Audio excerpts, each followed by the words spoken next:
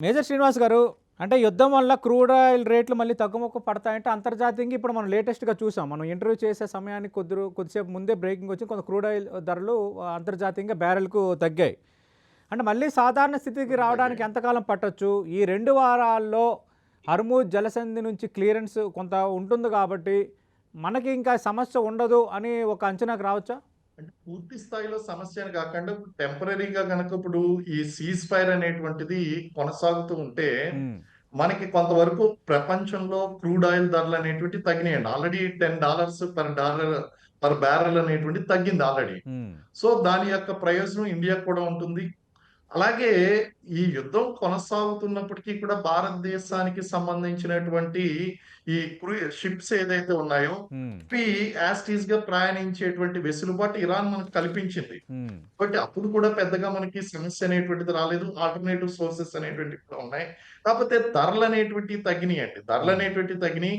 సాధారణంగా మన Indian policy ఎలా ఉంటుంది అంటే, ఈ యొక్క ధరల విషయంలో ధరలు బాగా ఇంటర్నేషనల్ బ్యారెల్ యొక్క రేట్ పెరిగినప్పుడు దానికి అనుగుణంగా పెంచరు. హ్మ్. అదే ధరలు స్థాయిలో స్థిరంగా ఉంచుతారు. హ్మ్. కానీ తగ్గినప్పుడు ఏం జేస్తారు అంటే, ఆ టాక్స్ అనేటువంటిది తగ్గించకుండా దాన్ని కూడా స్థిరంగా వసూలు చేసేటువంటి టాక్స్‌ని కూడా స్థిరంగా ఉంచి, హ్మ్. అంతకుముందు జరిగినటువంటి నష్టాన్ని భర్తీ జేసుకోవడం అనేటువంటిది జరుగుతుందండి. ఓకే. కాబట్టి ఈ బ్యాలెన్సింగ్ విధానం అనేటువంటిది మనం ఆయిల్ చమురు ధరల విషయంలో మనం ఇండియా పాటిస్తుంది. హ్మ్. ఏదేమైనప్పటికీ ఇంటర్నేషనల్‌గా వీటి యొక్క ధరలనేటువంటివి హ్మ్. బాగా తగ్గాయి. హ్మ్. అంటే ఇక్కడ సీజ్ ఫైర్ ప్రకటించిన వెంటనే బంగారం ధర పెరిగిందండి. హ్మ్. చూడండి. యుద్ధం జరుగుతున్నంత సేపు బంగారం ధర తగ్గింది. అవును. ఇప్పుడు గోల్డ్ ప్రైసెస్ అనేటువంటివి ఇమ్మీడియేట్‌గా హైక్ అయింది.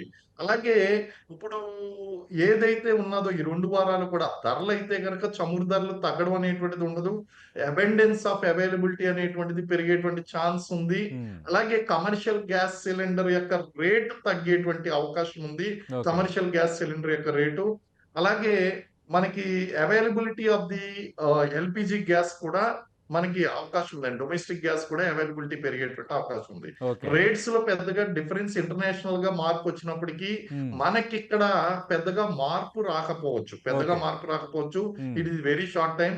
ఎనీహౌ ఈ ప్రాబ్లమ్‌ని ఎదుర్కోవడం కోసం 90 డేస్ స్ట్రాటజిక్ పెట్రోలియం రిజర్వ్స్ అనేటువంటి ఎస్‌పీఆర్‌ని మనం మెయింటైన్ చేస్తున్నాం. హ్మ్. అటు వైజాగ్‌లోను, మంగళూరులోను, కొచ్చిన్‌లోను మనకి ఎస్‌పీఆర్ నిల్వలనేటువంటివి ఆల్రెడీ ఉన్నాయి గాబట్టి, 90 డేస్ వరకు జరిగేటువంటి ఒడిదుడుకులు ఏదైతే ఉన్నాయో, అవి పెద్దగా ప్రైసెస్ మీద ఎవిడెంట్ ఇంపాక్ట్ అనేటువంటిది చూపించదండి. ఆ ఓకే. తర్వాత దగ్గరికొచ్చిన తర్వాత ఎవిడెంట్ ఇంపాక్ట్ అనేది చూపిస్తుంది.